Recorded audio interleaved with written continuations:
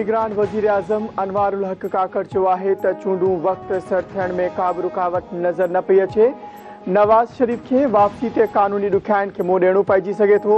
PTI chairman खे इजाज़त हूंदी त चूंड विढ़ी सघंदो। इस्लामाबाद में सहाफ़ियुनि सां ॻाल्हाईंदे अनवारुल हक काकड़ चयो त बलोचिस्तान में ॿिनि चैलेंजिस खे मुंहुं ॾियणो पइजी रहियो आहे। हिकु चैलेंज सिक्योरिटी ऐं ॿियो गवर्नेंस जो आहे। इलेक्शन कमीशन पंहिंजी मश्क घणी हद ताईं पूरी करे चुकी आहे। माली ज़रूरतुनि लाइ इलेक्शन कमीशन ऐं नाणे वारी वज़ारत विच में ॻाल्हियूं हली रहियूं आहिनि।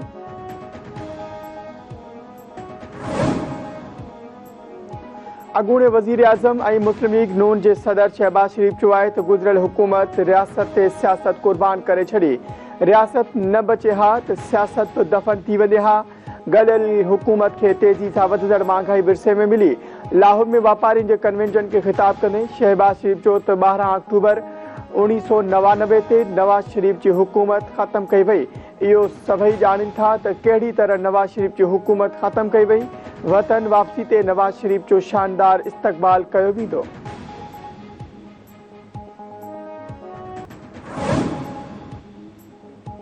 हमास जे तोहफ़ा अक्सा ऑपरेशन में मारिजी वियल इसराइलियुनि जो अंग 1300 वधी वियो आहे।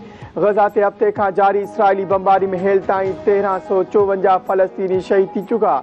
6000 खां वधीक ज़ख़्मी। गॾियल क़ौमुनि जो चवणु आहे त गज़ा मां 2 लख फ़लस्तीनी बेघर थी कैंपनि में वञी चुका आहिनि। हमास तर्जमान वाज़े कयो आहे त इसराइल गज़ा ऐं ओलह वारनि इलाइक़नि में बर्बरियत जो सिलसिलो जारी रखियो त इसराइली मुग़विन खे हिकु हिकु करे क़त्ल कयो वेंदो।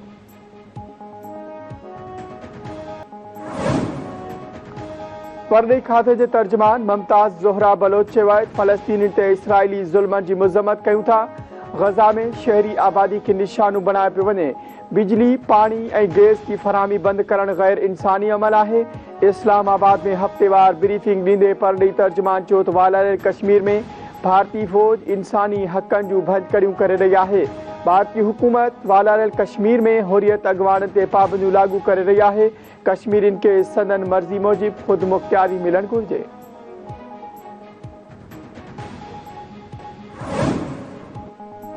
चीफ जस्टिस क़ादी फ़ाइज़ ईसा चयो आहे त पुलिस जी हाणे पंहिंजी इज़त नाहे रही।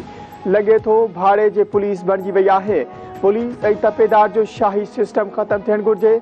सुप्रीम कोर्ट में 70 तोला सोन कमेटी केस जी ॿुधणी दौरान रिमार्क ॾींदे चीफ जस्टिस चयो त 1.5 करोड़ मालियत सोन जी इनकम टैक्स अदा न कई वई। रियासत करप्शन ऐं स्मगलिंग करण में मुआवनत कंदी आहे।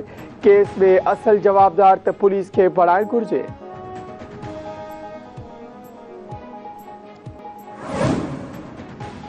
खानपुर वेझो कोट शाहू थाणे ते हमले ऐं 5 एहलकारनि खे अगवा करण जो केस दाख़िल।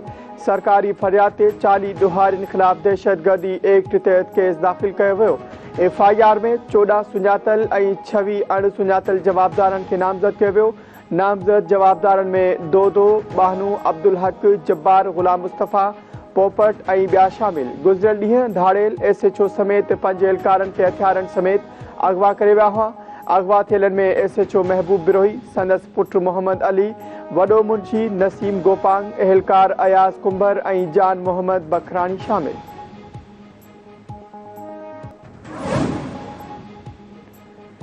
DG rangers Sindh major general Azhar Waqqas पारां कंदकोट जो दौरो। कचे वारनि इलाइक़नि में ऑपरेशन जो जाइज़ो वठण दौरान एरिया सेक्टर कमांडर पारां ब्रीफिंग। शहरियुनि जी हिफ़ाज़त यकीनी बणाइण ऐं क़ौमी शाहरा ते वधीक चौकियूं क़ाइमु करण जी मंज़ूरी। DG रेंजर्स पारां ऑपरेशन ते इत्मीनान जो इज़हार। धाड़ेलनि जी लिस्ट ठाहे कार्रवाई करण जी हिदायत।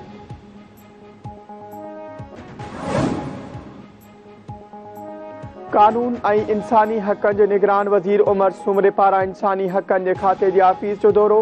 गैर हाज़िर 21 आफ़ीसरनि ऐं मुलाज़िमनि खे शोकाज़ नोटिस ॾियण ऐं पघार रोकण जो हुकुम। उमर सुमरे चयो आहे त मुलाज़िमनि जी हाज़िरी घटि छो आहे।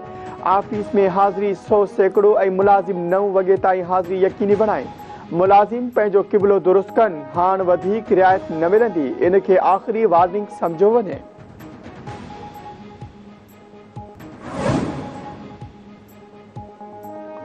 सहाफ़ी जान मोहम्मद महर क़त्ल केस में गिरफ़्तार 3 सहूलतकार 14 ॾींहं जे रिमांड ते जेल हवाले। जवाबदार बख्श अली महर, मुनवर ऐं बाबर महर खे सखर जी दहशतगर्दी तोड़ अदालत में पेश कयो वियो। अदालत केस में घुर्बल वधीक जवाबदारनि खे गिरफ़्तार करण जो हुकुम ॾेई छॾियो।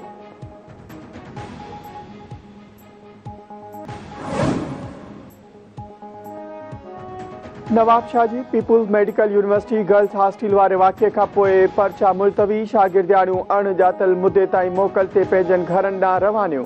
गुज़िरियल राति हॉस्टल में अणॼातल माण्हुनि जी दाख़िल थियण सां शागिर्दियाणियुनि में भाॼ पइजी वई हुई। कुझु शागिर्दियाणियूं बेहोश थी जॾहिं त हिकु शागिर्दियाणी जी ॼंग भॼी पई हुई। वाक़िए बैदि पुलिस सिक्योरिटी गार्ड ऐं हिकु जवाबदार खे गिरफ़्तार कयो हो। खिपरे में 3 ॿारनि जी माउ बेदर्दी सां क़तल, जवाबदार लाश खॾ में उछलाए फरार। माइटनि जे घर रहंदड़ कविता कार्यो जो रोड भरिसां खॾ मां लाश मिलियो। वारसनि जो चवणु आहे त कविता राति जो 11 वॻे माइटनि ॾांहुं रही हुई। सुबुह जो संदसि लाश मिलियो। कविता खे संदसि मुड़ुस पारां तलाक ॾियण खां पोइ हू माइटनि वटि रहंदी हुई।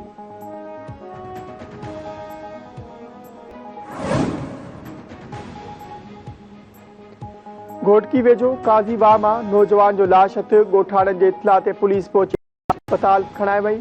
सुञाणप न थी सघी। वर्कशॉप भरिसां गुज़िरियल ॾींहुं नारा केनाल में ॿुॾी वियल पोरियत ख़मीज़ो पखाई जो लाश हथ न आयो। वारसनि पारां आला इख़्तियारियुनि खे ॻोल्हा में मदद करण जी अपील।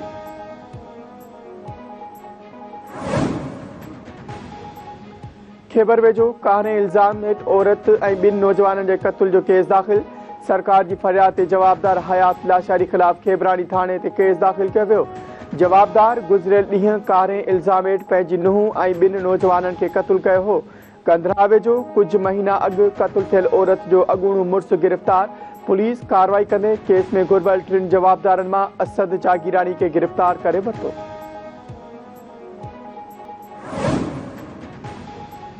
हिंगोरजा में फुटिन जे सरकारी अघ ते अमल न थियण ख़िलाफ़ एहतजाजी रैली। आबादगार ऐं हारी रोडनि ते निकिरी आया। रैली कढी मुख़्तलिफ़ रस्तनि जो गश्त। बुलड़ी शाह करीम में सारियुनि जे अघ में कारखानेदारनि ऐं एक्सपोर्टर्स जे हिकहठी ख़िलाफ़ धरणो। क़ौमी अवामी तहरीक ऐं आबादगार इत्तिहाद बुलड़ी शाह करीम जे सॾ ते एहतजाज कयो वियो। फुटिन ऐं सारियुनि जे सरकारी अघ ते अमल कराए नाजाइज़ कटौती रोकराइण जी घुर।